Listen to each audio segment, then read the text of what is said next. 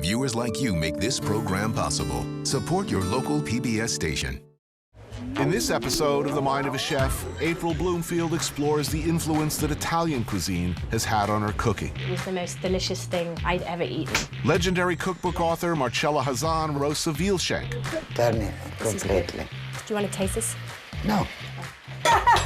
Chef Michael Tusk prepares macaroni with spit-roasted squash. Ooh, look at the juice. We might have to fight over that one. April makes stuffed pasta. People love them. Nudi. They call them little fluffy balls of clouds. And travels to Oakland to make sausages with Chef Chris Cosentino. Really squeeze it really hard at the bottom. Squeezing hard, baby. Okay. Enter The Mind of a Chef. Sometimes it's the simple stuff that really kind of blows your mind. This is the best thing I think you'll ever eat.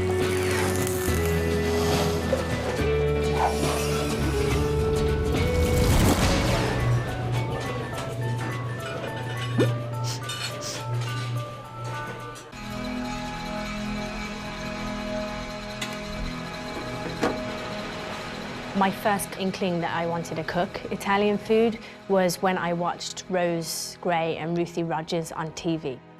They used to have this TV show called The Italian Kitchen. Their food was simple, but it looked super tasty. You know, this was like food porn galore. I'm as far from Italian as one could be. I probably shouldn't be cooking Italian, but I just love it. I fell in love with making pasta, risottos. I mean, there's nothing that I would not enjoy making. Just simple food, not messed around with.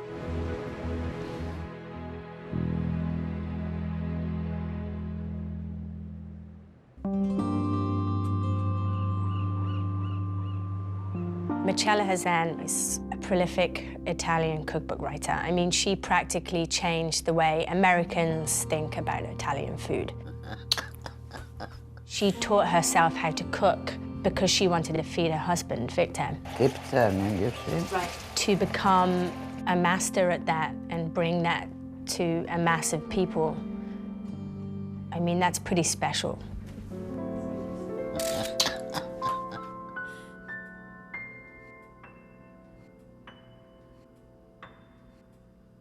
I'm super excited because I got an opportunity many years ago to come for lunch, and you cooked the most amazing, delicious veal shank, which was superb. I'm very happy that you like it. I loved it, so we're going to do that today. You're going to just guide me through it. Okay. You put a knife to divide this skin Right. from the bone. This shrink here and became like a big lollipop. The best thing about this is it's super savory. You put anchovies and garlic, Yes. some onions, and it becomes this unctuous, slightly salty lollipop. It's actually easy to do this, isn't it? But you have really to divide it from the bone, Right. darling. I'm not doing a good job. You made me blush. Am I Doesn't blushing? look like. Oh, okay.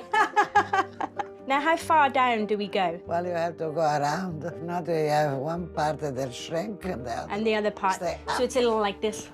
Nah. Right. When it shrink, you are able to make a nice slice. Okay, that is enough, good? I think. So, what's the next step? Do we need to add some oil and then sear Yes, it? okay. So we're going to get more colour? You want to keep turning it? Yes, brown all around.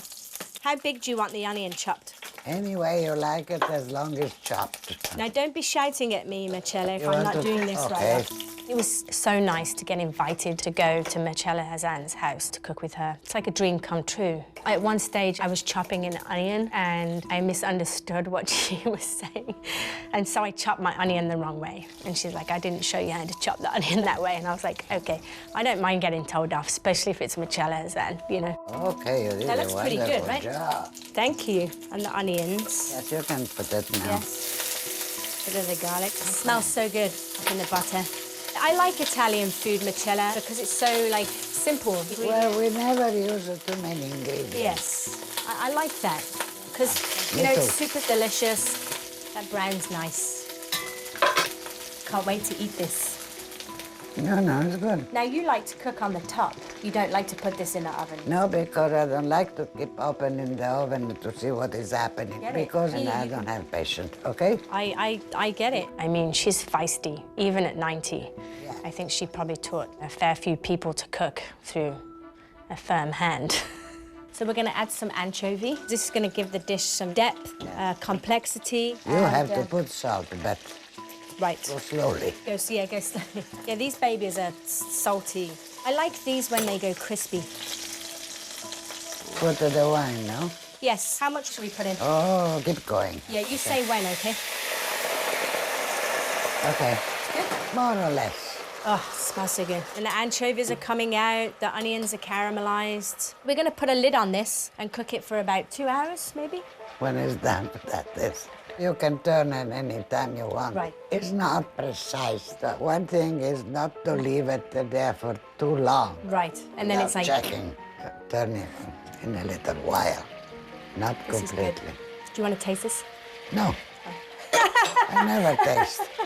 I smell. You smell. Well, this smells Open up. very beautiful. Open up. Open up. Need a little more salt. It does. So, oh, we need some pepper. Smell it. It does need salt. Yes. This is fancy. Look at this. Yeah. Wow. Do you have I a... like because you put the light on. I love this. This is good.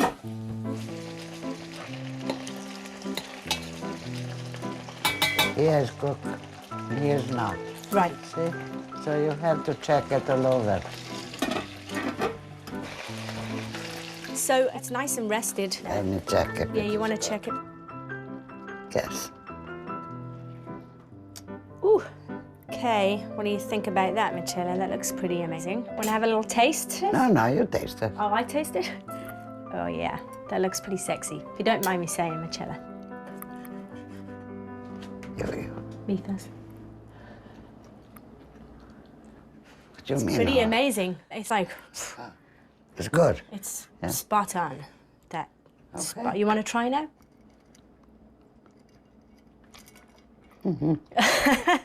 We should probably serve some of this. Cut and try this. Oh, on an angle? Yes. Oh, I see. See, I just learned something again. Yeah. I like that.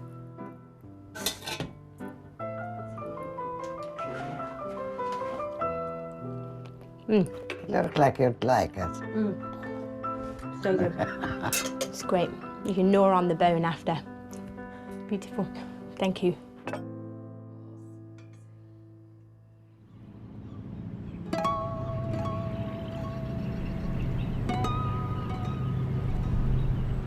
Mike Tusk is probably one of the nicest people you'll ever meet. He makes pasta like nobody else. He makes them just a little bit richer and adds his own little twists.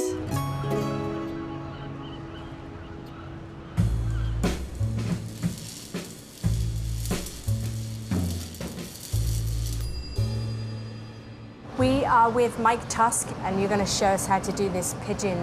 Yeah, we're gonna make a little spit roasted squab ragu with late season fava beans. And I'm gonna come down and take the breasts off. Yummy. Then render up the skin. So we have some little cracklins, because the cracklins are my favorite part of providing some texture to the dish. So, Can't wait. This is great. Look how juicy they are. yeah, they're very beautiful. Right, what's next? We grab a tiny pinch of olive oil, take our reserved skin. I mean, they're just going to taste so good, aren't they? Can never go wrong with cracklins in my Yeah, book. exactly. So while this is cooking and that's cooking, you want to chop up this breast meat. It's a pretty rustic pasta we're making, so I'm just going to go chunky here. Beautiful. So we've already made a little squab jus. I mean, this smells so good. I'll let it simmer. In the meantime, I'm going to put this on high heat. Great. Once the cracklins are ready, you want to just chop them up a little bit. Yeah, definitely. Anything crispy really is delicious. So I'm going to strain some of this sauce off. Anytime I can use the whole bird, that's usually my goal. Nice. Then I'm just going to add some of this reserved meat to it, some of the breast meat, a little bit of the leg meat. I keep eating all your cracklings. I'm like, We have plenty. So now we're ready to go on the pasta. Here's our macaroni that we made earlier. It cooked maybe 3-4 minutes. We're gonna go with the favos right in the sauce. They're right gonna in cook through in there. You can see they expanded a little too. Yeah, let the magic begin. Exactly. I just want that sauce to really absorb the pasta. This will take a minute or two. That's my favorite part, reintroducing the sauce. The whole bird's coming back together. The pasta's getting a nice glaze to it. Just about ready to go. It's looking good. Right? Showtime. It really picked up that sauce nicely. Yeah, it's gonna be pretty delicious. Oh, cracklings. A little extra on yours. Thank you. A little more oil. Little cheese, and voila. Macaroni al torchio with spit roasted squab, fava beans, and some squab cracklings. Spectacular. Dig in.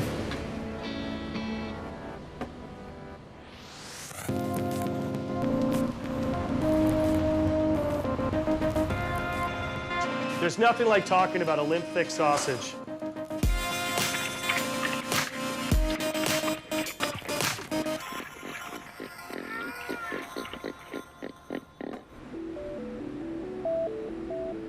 I have this kind of like, I just want to make sausage, you know?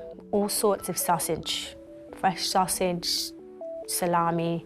So to get an opportunity to work with Chris and see him and see how he tires, to be able to understand what he's doing just by watching, like picking up these little tidbits, it's super cool. So you want to stuff some salami? Yeah. This is a whole lot of sausage, huh? Yes, I think sausage is really special, especially the way you work with whole animals just like we do. Yeah, it comes from very humble origins. Yeah. The whole concept of whole animal butchery is utilizing everything. You use certain cuts for certain things, and when you trim those things to get nice cuts, trim makes sausage, sausage is delicious. So the machine is an automated stuffer. It's set up to stuff a specific amount per salami. So you can see, Stephen, it's a foot pedal operated stuff away. We're using beef middle casings. We try to do sets of 2. So, do you want to tie? Yeah, yeah. The black string, it's all natural hemp. Do you have a different color for every sausage? Every one we make, so black is papato, double You just knot do it. a double knot? Double knot, try to move all that meat up, make sure it's taut, squeeze her up as she goes. It's funny, I need to call a sausage a her. There's nothing like a nice firm sausage. I agree. So you want something to be taut in the middle? Uh-huh, good. That looks good. Okay. Really squeeze it really hard at the bottom. Squeezing hard, baby. Come under. I use my thumb to catch it. I start to pull it. Wow, like this? Yep. God, I'm all fingers and thumbs over here. And then what do I do? You want to tie down the end. A regular knot. Yeah, okay, great. And I'm going to make a loop, and you have this gap, and that's going to be our hanger. Oh, Funny, these guys are fast. I know. How long does it take you to get through like a 950-pound batch of sausages? We're done usually by lunch. Oh, really? You guys want a job? April. Not funny. You guys must smell so good at the end of your shift. Your wives and husbands must love you.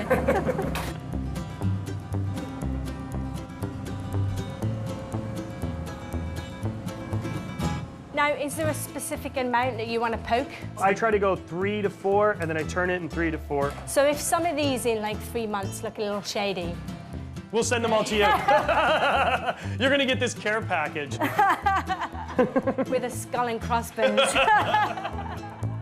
From this point, we rack them, going to put them on the branch, and then put them on the trees. Now we trim off all the excess. This is like giving your sausage a little haircut, isn't it? Yes, it's manscaping. It's very satisfying, this part of the job. Yeah. Okay, grab the whole rail. Ooh. You want to slosh them in there all the way. That's our mold solutions. Bactofirm, the good bacteria, so it's going to help it bloom. Yeah, sausages taking a bath. Oh, I'm loving it. I just love hanging out with sausages. Shall I go at the top? Ugh. Yeah. Perfect. This is the April sleeve here, okay? Woo. Once it's full, we get all these guys done. We're going to take them and put them in the fermentation room. You know, it's like a present, isn't it? Breaking down this whole animal and letting this sausage hang for however long. And then you're like, okay, keeping an eye on it. It's like a little baby. You nurture it, you love it, you make sure it's growing up nicely, and then by the end of it, you slice it open, and you know, it is like magic. Like a little present to yourself. I'm having so much fun. You might not get rid of me, babe. That's okay. Wow, that's amazing. And it's so lovely to see these. They're just so alive, you know, they're like living. Just like cheese, it's a natural organism, it's gonna live, it's gotta breathe, it has a fermentation. I love when you squeeze them, all those little spores, they just go poof. We want that to happen. The more that happens, it coats the inside. You want it in here, so it flows back out, circulates out, and helps propagate that good mold. They look perfect. You know, they'll start to weep when they're ready. They do? The mold has done its job. Now it's saying, okay, eat I'm me. ready. These are spectacular. I mean, look at them. Thank you. We try.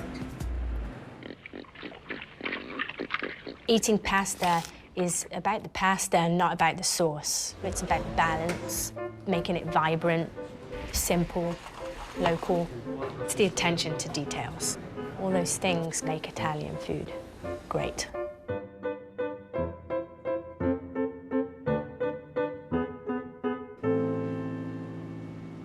We're gonna make some tortelloni. Mike kindly gave me some Bellwether cow's milk ricotta. Mike's gonna pick some marjoram. I got some pine nuts that I just toasted just to make it a bit more complex. I like the sound of the pine nuts when they pop. You can hear them like this. So I'm just gonna add these. See, I like a little texture. Toasty ones, whole ones, small ones. A little salt, a little bit of Parmesan. This is just to kind of like fortify it a little bit. Give it some lemon zest, a bit of olive oil. I think this is pretty good. Just needs the margarine now, yeah. Cool. Tell me when. That's great.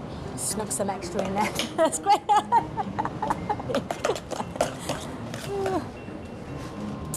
Alrighty. Great. Just get a little crease in. There's something so nice about cutting these into perfect little squares. Cool.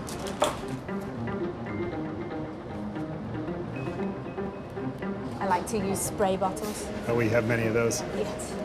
So this is the navel, the pasta. It's called navel, right? I quite like those little It's for everything. stories. Yeah. This is an Audi. Actually, it's an innie. Innies are nicer than Audis, aren't they? What do you think? I do. Do you have an innie or Not going to say that on camera. Yeah, I'm not going to tell you mine either. These are beautiful. It's a very elegant shape. I like your style. Thanks, babe. These won't take long at all. Minute and a half. Great. Teamwork. It's all about the teamwork. Cool. A little bit of this. I like a little bit of butter. Delicious. Because the ricotta is so nice and moist, they're going to be nice and smooth. I think these are ready. Just give that little marjoram a chopperoonie. Like a little sprinkle here. Yes, please. Not bad, right? Gorgeous. Good job, they're nice and easy.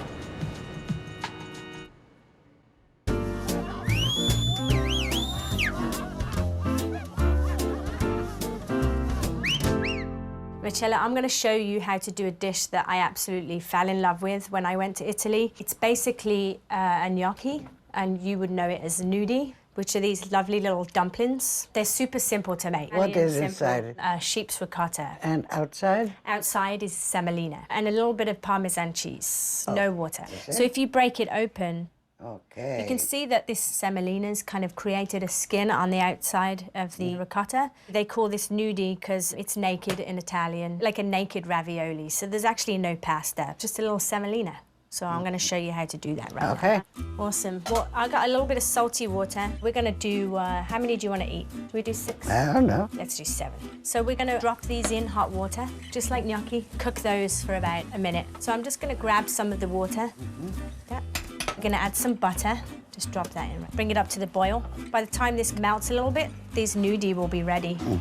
I like this dish because when they cook, they get all fluffy, and this hot melted ricotta, which is makes your knees tremble, you know, gets you excited.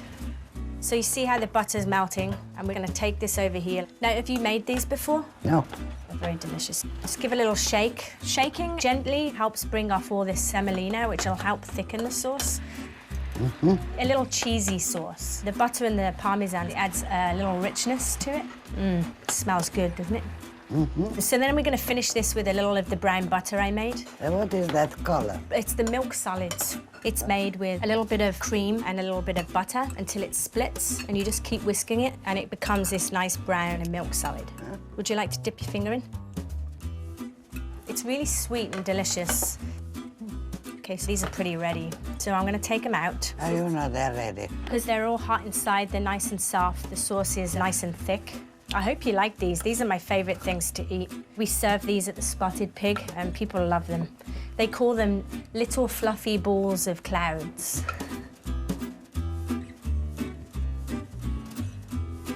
And then we pick some sage from your terrace. Yeah? Yeah, your lovely sage. It's gonna go on top, like that. And then a little fresh Parmesan up like this. Would you like to taste? Yeah. Yummy. What do you think? Very good. Yeah? They're nice and cheesy, aren't they? Bit of your sage. How was about the chopping not very fine dishes, spread it around? Oh, that's a good idea. Maybe a bit more raw, Yeah. so it's a little more fresh tasting. This gets a bit delicate when you fry it, so that freshness from the sage would be awesome. Maybe a bit of nutmeg, that'd be good. Yes, very much. Yes, it's a nice idea. It's better, right? Perfect. Does this get the Marcella seal of approval? I like that. You do? Yeah. Woo! Thank you. Almost gonna cry. No, don't do it. 'Cause I don't have an handkerchief.